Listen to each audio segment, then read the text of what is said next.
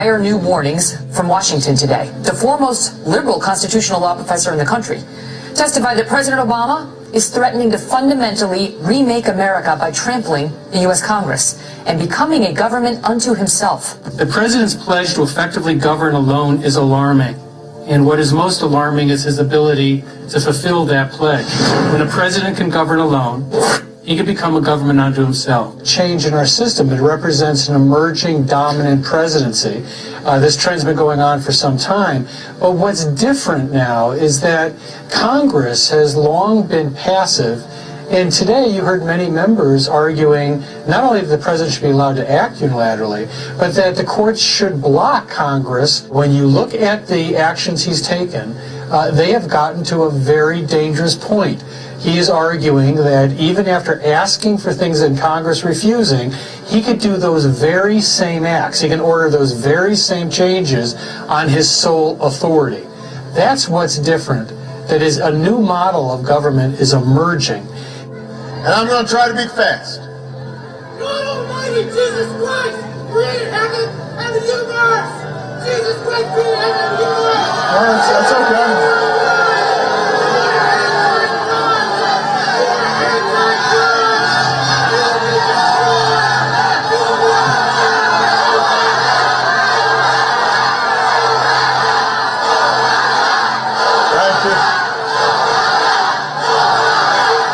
Now, just for the sake of understanding what was just said, there was a heckler, is what he's been labeled, a man out in the crowd who stated that Jesus Christ is Lord, and that he said, Obama, you're the Antichrist.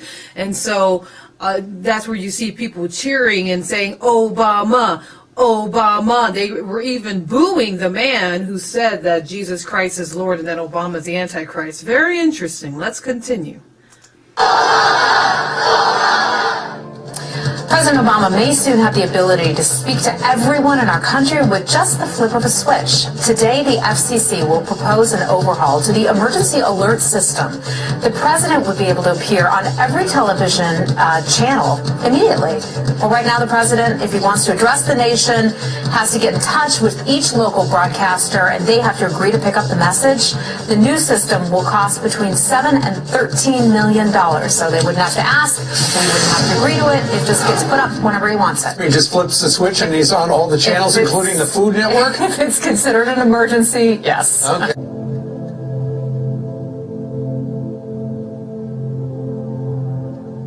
Where things that are of concern to you and to the U.S. military are blowing up. Could you give us a brief, big picture of how dangerous you think this time of history is? Is it chronic annoyance or is it actual danger? And when will the United States see some end to these wars, especially the now 13-year war in Iraq, Afghanistan? Jim, I think we are living through one of these historic defining times. I think we are seeing a new world order, post-World War II, post-Soviet Union implosion, being built. Many questions about, first, among the American people and our leaders, what's the role of America in this new world that is evolving? Should we have a role? What is appropriate? The world is changing with accelerating speed. To lead in shaping a new world order for the 21st century.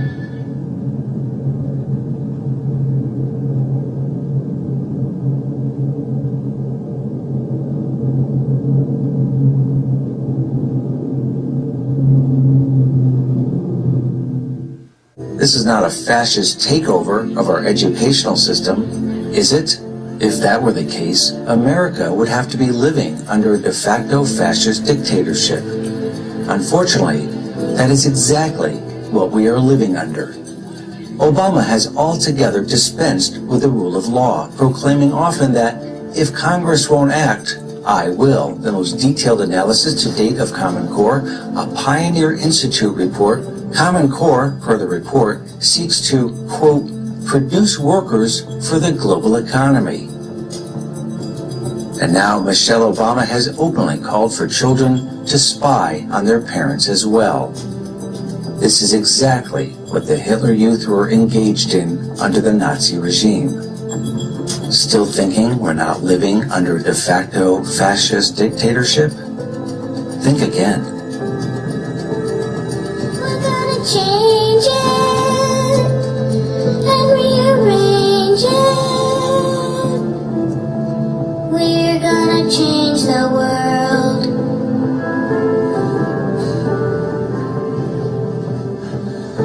Now's the moment living was to sing.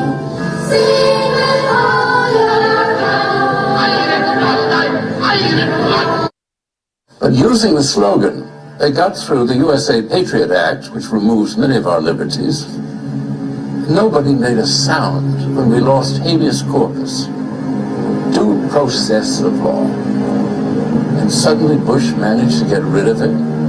Where was a voice on television, aside from mine, that spoke out against this? Where are all those noble jurists, those great lawyers, those lovers of liberty? Where the hell were they? They were nowhere. Now we have a totalitarian government. And the totalitarian government wants to watch everybody, total surveillance of everyone. They listen to the telephone conversations. They look at your credit cards. They look where you travel. We are totally policed. This is contrary to everything in our Constitution. A 2010 Pentagon directive details what critics say is a policy that envisions the Obama administration's potential use of military force against Americans. The directive has non-controversial provisions on support to civilian fire, emergency services, and domestic use of the Army Corps of Engineers.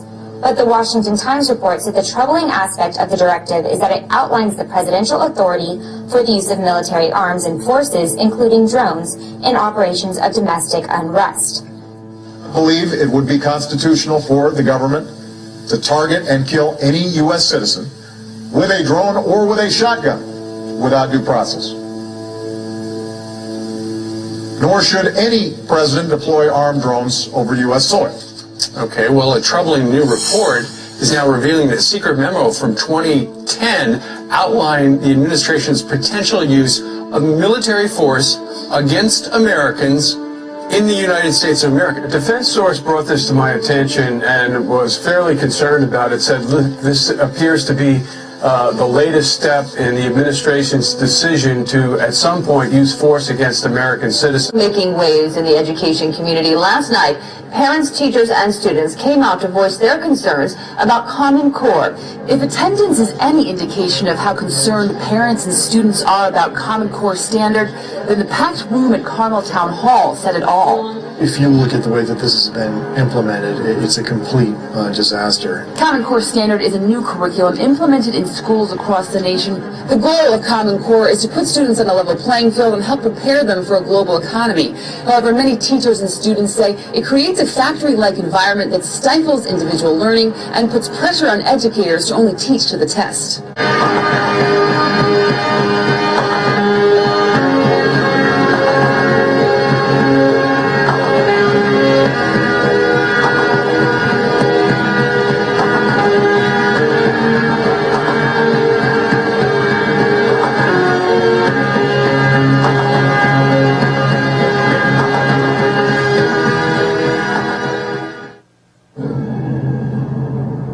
The world is changing with accelerating speed.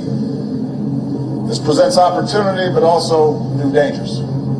It will be your generation's task to respond to this new world. Where we face new challenges. This is the world you are graduating into. To lead in shaping a new world order for the 20th. Please pardon the language. Okay, guys, Stone Guy 223 here. I'm usually not a conspiracy theorist, but coming home from a match. I'm in South Georgia, coming out of Alabama. Check this shit out. UN. Coming out of Alabama. UN trucks. These look like brand new vehicles. Not sure what the hell is going on with this, or why we we got UN trucks coming out of Alabama, or at least they're Alabama truckers. No identification on them, just UN trucks. Yeah, these are definitely brand new. All the furniture's brand new on them.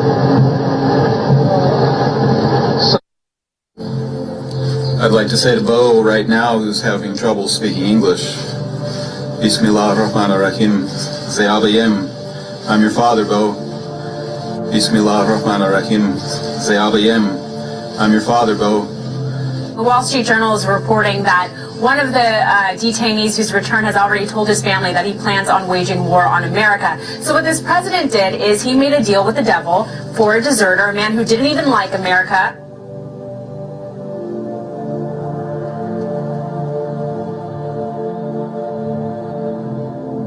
His frustration so far is the fact that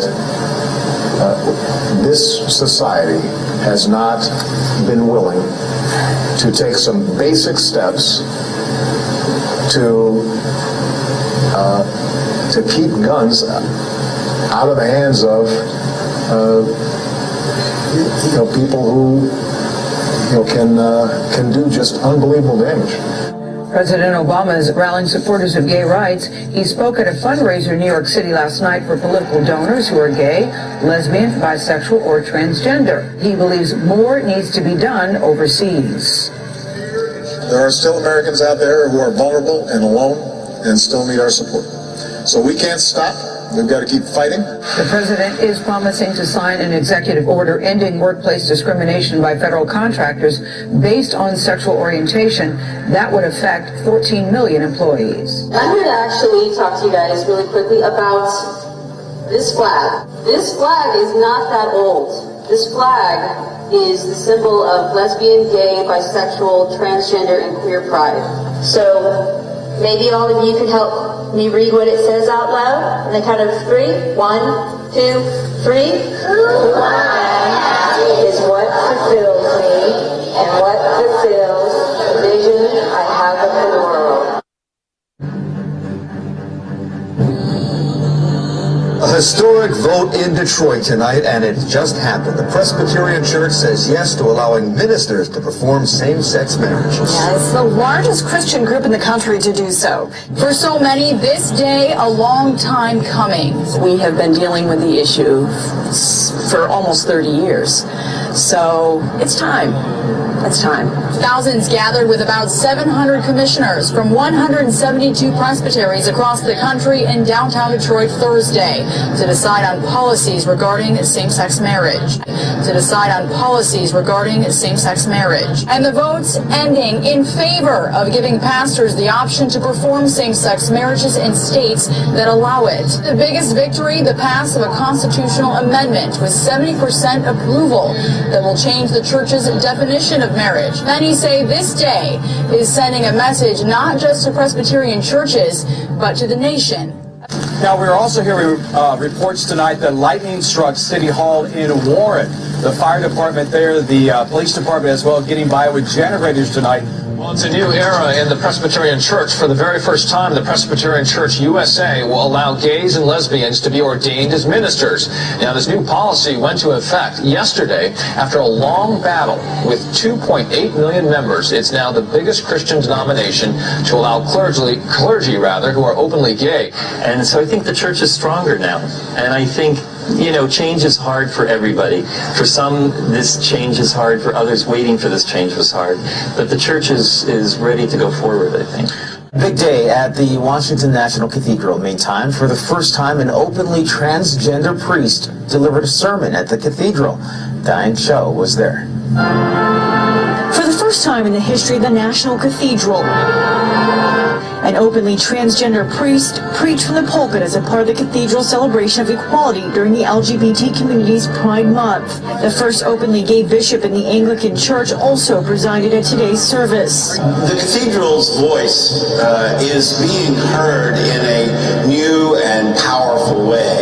The dean of the cathedral says it's a symbolic day for the cathedral to have both of them here celebrating the Eucharist, sending a strong message to the LGBT community that the church supports them in their efforts for equality.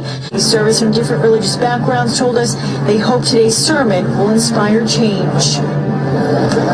Thousands of people joined Tel Aviv's Gay Pride Parade on Friday, waving rainbow-coloured flags and dancing on animated floats. The annual event draws not only Israelis but also foreigners who recognise Tel Aviv as a top gay destination.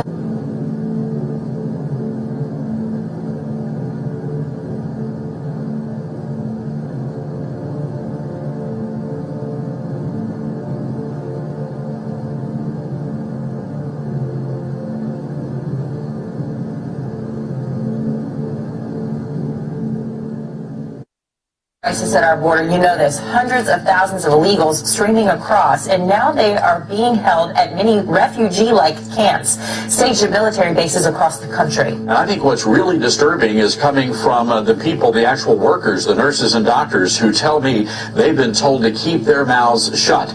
They've been said that if they speak out about the conditions, what's happening with the health of the children, that they will find themselves immediately fired, and they've also been threatened with arrest for speaking out. So there really is this shroud of secrecy. Basically, what we're seeing is, plain and simple, is a rampant abuse of our immigration system. We have a situation right now where our federal government is pretty much aiding and abetting and facilitating the smuggling of these individuals. Up to the 2008 presidential election, Barack Obama promised he would work to implement a domestic security force, which would rival that of the U.S. military. We cannot continue to rely only on our military in order to achieve the national security objectives that we've set. We've got to have a civilian national security force that's just as powerful, just as strong, just as well funded. Now reaching out to the federal Homeland Security Director for answers she says the president isn't giving. And to Texas now, where we're learning exclusively about a new health threat coming from illegal border crossers. The Border Patrol now worried about a virus outbreak. And as of right now, DHS has denied every request I've made to speak to medical staff and take tours of the 3 facilities right here in Texas that are providing treatment. There are people with measles and tuberculosis getting on public buses in this country and on airplanes. They're flying everywhere. They don't know. The person next to them don't know that. Could there possibly be an outbreak of stuff we haven't been exposed to in decades? After touring Border Patrol facilities in Brownsville Saturday morning, House Minority Leader Nancy Pelosi was slow to call the flood of women and children illegally crossing the border a crisis. And this crisis, that some call a crisis, we have to view as an opportunity. With 4 to 5 times the number of detainees these facilities were designed for, Brownsville Congressman Filemon Vela is calling it a logistical crisis.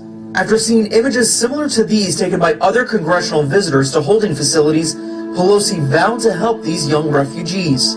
Anyone who comes here sees that this is a community with a border going through it. Trade agreement, it is a total removal of sovereignty from these countries, which will also result in a completely new currency called the Amero. The American Constitution will eventually be obsolete. You would think that a situation like this would be on the cover of every major newspaper. That is until you realize that the people who are behind this movement are the same people behind the mainstream media. Well, a veteran may lose his home all because of an American flag in his flower pot. A Florida Homeowners Association has declared only plants are allowed in flower pots, and they fined him more than $8,000. If he doesn't pay up, they could foreclose on his home. They said it's an unauthorized object going in a flower pot. And you felt, what about that? Well, I feel very strongly about the American flag. There's people that are still fighting wars and strapping on guns to protect me and the people I love. So currently you are being fined for having an American flag in a flower pot, $8,000, so much you owe, that if you do not pay this, because you want to have the American flag proudly displayed in your flower pot, what will happen to you? They will file a foreclosure lien to take my house.